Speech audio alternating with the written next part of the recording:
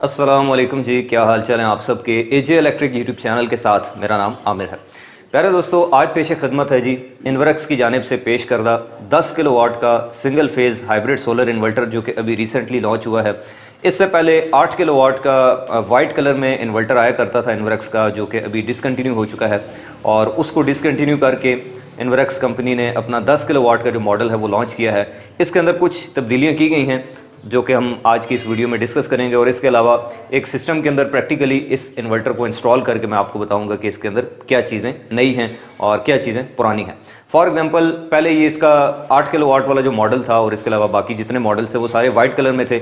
10 kilowatt वाला जो model है ये ग्रे कलर में लॉन्च किया गया है, और सबसे बड़ा जो मेन फ़र्क है वो ये है कि पहले ये बिल्कुल फ्लैट बॉडी के अंदर आता था, अब इसको इन्होंने यहाँ से थोड़ा सा टेपर कर दिया है, थोड़ा सा स्टाइलिश लुक जो है वो देने की कोशिश की है।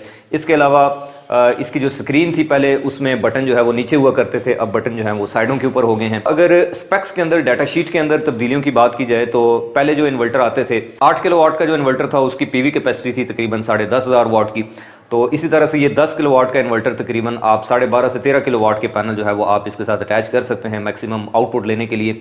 और 32 एम्पेयर के 2 अदद जो चार्ज कंट्रोलर हैं वो इसके अंदर प्रोवाइडेड हैं, जिनकी जो शॉर्ट सर्किट करंट है वो 48 एम्पेयर है। इसके अलावा एक चीज़ जो कि मुझे इस इन्वर्टर में कम लगी है वो ये है कि अब चूंकि ये इन्वर्टर 10 किलोवाट का है तो इसकी जो MPPT वोल्टेज रेंज है वो भी इस हिसाब से थोड़ी सी इनको बढ़ानी चाहिए थी, लेकिन वो वैसे ही 500 वोल्ट है जैसे बाकी पहले इन्वर्टर्स में आया करती थी। तो इसको भी थोड़ा सा अगर बेहतर कर लिया जाता तो ये ज़रा अच्छा ऑप्शन हो सकता था।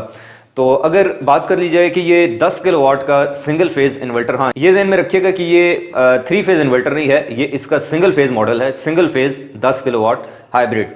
तो ये किन लोगों को लेना चाहिए? ऐसे तमाम लोग जिनका इस्तेमाल 3 AC प्लस उसके साथ जो बाकी हाउस होल्ड लोड होता है, जैसे कि लाइट लोड, पंखे और आपका फ्रिज, वॉशिंग मशीन, इस्त्री और वाटर मोटर, ये सारी चीज़ें प्लस 3 AC अगर आपने चलाने हैं तो आपके लिए ये जो इन्वर्टर है 10 किलोवाट का ये एक आइडियल इन्वर्टर हो सकता है। या फिर इसके अलावा आप बाकी लोड को मैनेज कर लें तो आप एक ही वक्त में 4 इन्वर्टर AC भी इसके ऊपर आराम से चला सकते हैं। तो ऐसे तमाम दोस्त जो कि ये गिला शिकवा करते थे भाई 4 AC के लिए हमारे पास कोई मॉडल, कोई इन्वर्टर जो है वो मार्केट में हाइब्रिड अच्छा IP65 अवेलेबल नहीं है, तो ये उनके लिए एक बेहतरीन इंतखाब हो सकता है।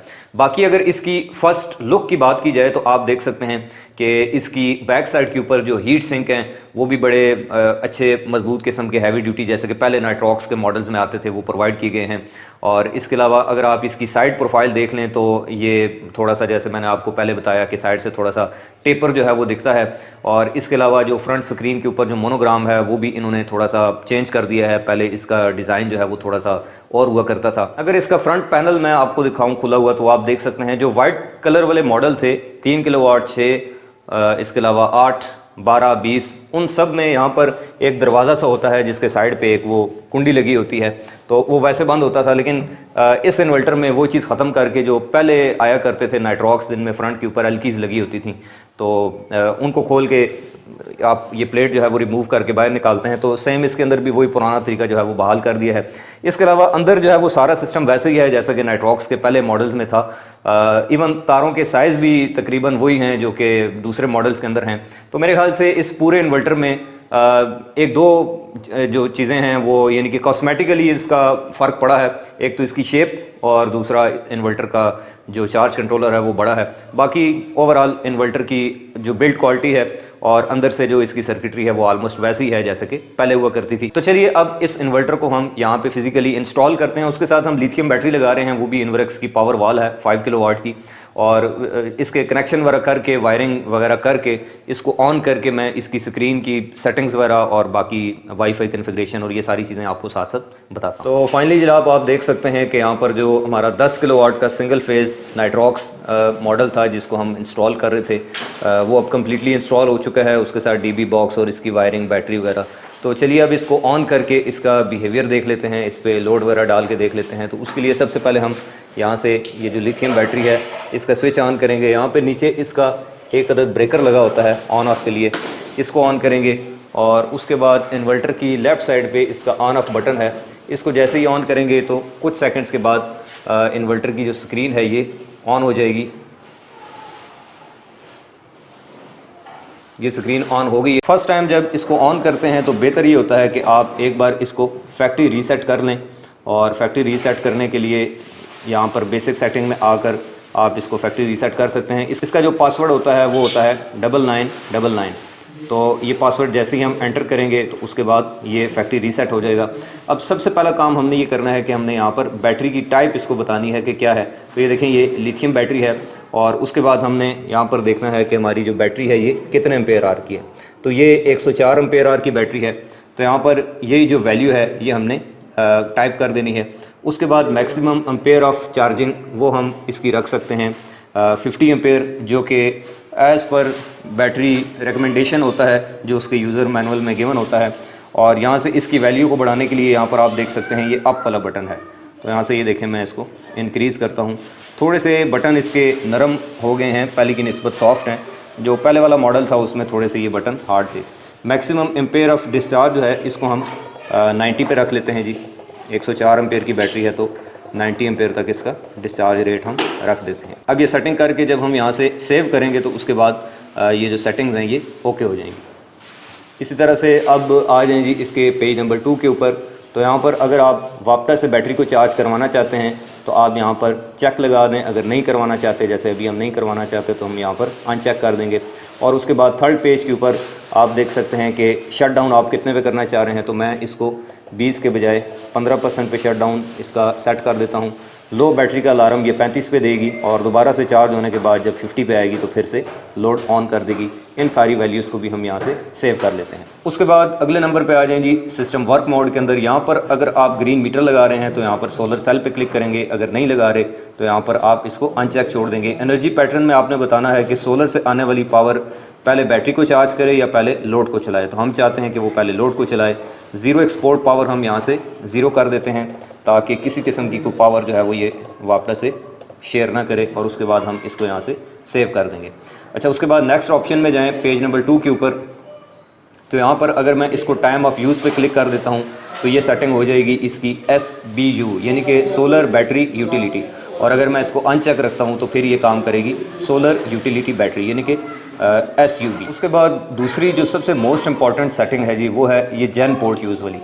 इसके अंदर जब हम जाते हैं तो यहाँ से आपने इसको बताना होता है कि भाई हम जनरेटर नहीं चलाना चाह रहे, हम इसको हैवी लोड के तौर पे इस्तेमाल करना चाह रहे हैं, यानी कि लाइट लोड हैवी लोड। तो यहाँ से देखें स्मार्ट लोड आउटपुट पे क्लिक करके ऑन ग्रिड ऑलवेज ऑन इसके ऊपर क्लिक करेंगे। और यहाँ पर नीचे ऑफ जो है वो 95% लिखा होगा, ऑन जो है वो 100% लिखा होगा। अब चूंकि हम इसको SBU के तौर पे इस्तेमाल करना चाह रहे हैं, यानी कि ग्रीन मीटर यहाँ पे नहीं लगा हुआ, हम बिल ज़ीरो नहीं करना चाह रहे ग्रीन मीटर की मदद से, बल्कि हम सिर्फ दिन को सोलर और रात को बैटरी के ऊपर लोड चला के बैटरी की मैक्सिमम जो कंजम्पशन है वो करना चाह रहे हैं, यानी कि ऑफ ग्रिड अपने सिस्टम को चलाना चाह रहे हैं। तो उसके लिए हम चाहते हैं कि मैक्सिमम बैटरी इस्तेमाल हो। अब बैटरी का वो लेवल जिसके ऊपर जाकर आपका जो स्मार्ट लोड है वो बंद हो जाना चाहिए, वो लेवल हमने यहाँ से इसके ऊपर जो है वो सेट करना। तो यहाँ पर ये 95 लिखा हुआ है, तो मैं इसको बिल्कुल मिनिमम पे ले आता हूँ जी। इसको मैं सेट कर देता हूँ जी तकरीबन 30 के ऊपर। यहाँ से देखें ये आस्ता आस्ता नीचे जा रहा है, तो मैं यहाँ से इसको 30 के ऊपर सेट कर देता हूँ। और ये जो ऑन लिखा हुआ है, ऑफ वाला 30 कर दिया, ऑन वाला हम कर देते हैं जी 40, यानी कि 10% का फ़र्क डाल देते हैं। ऑन का मतलब ये है कि बैटरी का वो लेवल कि जब बैटरी दोबारा से चार्ज हो के इतने लेवल पे आ जाए 40% पे, तो दोबारा से बैटरी पावर देना शुरू कर दे। ये करके अब हमने यहाँ से कर देना है जी इसको सेव। और उसके बाद हमने जाना है जी सिस्टम वर्क मोड के अंदर, यहाँ पे जाना है पेज नंबर 2 के अंदर, और यहाँ से टाइम ऑफ यूज़ पे हमने चेक लगा देना है ताकि सोलर के बाद सिस्टम हमारा बैटरी के ऊपर शिफ्ट हो। और इसके बाद एक और काम करना है कि ये जो 8080 लिखा हुआ है इसको भी आपने नीचे ले आना है जितने के ऊपर आपने उसको रखा था, तब जाके आपकी SBU वाली सेटिंग जो है वो प्रॉपर काम करेगी। तो ये देखें ये मिनिमम बाय डिफ़ॉल्ट ये 34 पे आता है, इससे नीचे आप इसको सेट नहीं कर सकते। तो ये जितने हैं ऑप्शन जितने भी इसके अंदर ये आ रहे हैं, इन सारों को अब हम यहाँ से 34 के ऊपर लाकर सेव कर देंगे। ये जैसे आप देख सकते हैं सारे 34 के ऊपर रख के अब मैं इसको यहाँ से कर दूंगा जी सेव। और अभी आप मेन स्क्रीन के ऊपर देख रहे हैं कि बैटरी का हमारा लेवल 46% है। अब चूंकि मैंने यहाँ पर सेटिंग रखी थी कि 30% पे जाके ये ऑफ हो, तो अब इसका मतलब ये होगा कि जब तक बैटरी 30% पे आ नहीं जाती तब तक हमारा लोड वापटा के ऊपर शिफ्ट नहीं होगा। अभी ये 46% है, 16% बैटरी मज़ीद कंज्यूम होगी, जब 30 रह जाएगी तो फिर हमारा लोड सारे का सारा ग्रिड के ऊपर शिफ्ट हो जाएगा। और उसके बाद आप देख सकते हैं अभी यहाँ पर ये 1750 वाट तकरीबन लोड चल रहा है, 1750। तो ये इस तरीके से ये पूरा सिस्टम जो है वो काम करता है। इसके डिफरेंट मोड्स होते हैं, डिफरेंट फंक्शंस होते हैं, सेटिंग होता है। आप अपनी रिक्वायरमेंट के हिसाब से, अपनी ज़रूरत के हिसाब से बैटरी का कोई भी जो लेवल है वो इसकी प्रोग्रामिंग के अंदर सेट कर सकते हैं। और ना सिर्फ आप इसकी स्क्रीन के मदद से ये सारी वैल्यूज़ हैं वो देख सकते हैं, बल्कि आप इसको over the wifi mobile phone application जो है वो सोलरमैन स्मार्ट, उसके ऊपर भी ये सारी सेटिंग भी कर सकते हैं और मॉनिटर भी कर सकते हैं। जैसे कि आप देख सकते हैं कि इसकी जो एप्लीकेशन है इसके ऊपर ये दिखा रहा है कि सोलर से आने वाली पावर इस वक्त 0 है। बैटरी हमारी 45% रह गई है। 2.37 किलोवाट का लोड बैटरी ने इस वक्त उठाया हुआ है और कंजम्पशन भी आप देख सकते हैं। और इसके अलावा चूँकि अभी ये सिस्टम इंस्टॉल हुआ है तो इसकी बाकी जो चीज़ें हैं वो तो नहीं आएंगी। डिवाइस में अगर हम जाते हैं तो आप देख सकते हैं यहाँ पर सबसे ऊपर हमें जो इन्वर्टर है उसका डाटा शो होता है, और यहाँ से रिमोट कंट्रोल वाले ऑप्शन में जाके इसको आप रिमोटली भी इसकी सेटिंग वगैरह चेंज कर सकते हैं। मोर डिवाइस इन्फॉर्मेशन में अगर आप जाएँ तो यहाँ पर आप देख सकते हैं कि जितनी भी इसकी चीज़ें हैं, ग्रिड से रिलेटेड, बैटरी से रिलेटेड, BMS, टेम्परेचर और हैवी लोड का जितनी भी वैल्यूज़ हैं वो सारी देख सकते हैं। और इसी तरह से बैटरी आपको अलग से जो है वो बैटरी के पैरामीटर्स वगैरह सारे यहाँ पर शो होते हैं। आप उसके BMS के जितने भी चीज़ें हैं वो देख सकते हैं। रिपोर्ट्स में जाके आप इसके जितने भी जो स्टैटिकल इसका जो डाटा है, जिस तरह आपकी डेली की प्रोडक्शन हो गई, मंथली प्रोडक्शन, इसके अलावा एनुअली ग्रिड से आपने कितने यूनिट्स परचेज़ किए, ग्रिड को कितने दिए, ये सारी चीज़ें आप इसकी मदद से ओवर दी वाईफाई मॉनिटर कर। तो मैं उम्मीद करता हूँ जनाब कि आपको आज की वीडियो जो कि इन्वर्क्स के single phase 10 kilowatt Nitrox series के इस इन्वर्टर के रिव्यू के ऊपर मुश्तमिल थी और इसकी थोड़ी बहुत इंस्टॉलेशन भी मैंने आपके सामने पेश की, आपको पसंद आई होगी। अगर आप आइंदा भी इलेक्ट्रिकल इंजीनियरिंग के हवाले से यूज़फुल नॉलेज से भरपूर वीडियोस देखना चाहते हैं तो आप इस यूट्यूब चैनल AJ इलेक्ट्रिक को सब्सक्राइब करें। इंशाल्लाह आपसे मिलते हैं नेक्स्ट वीडियो में, तब तक के लिए खुदा हाफ़िज़।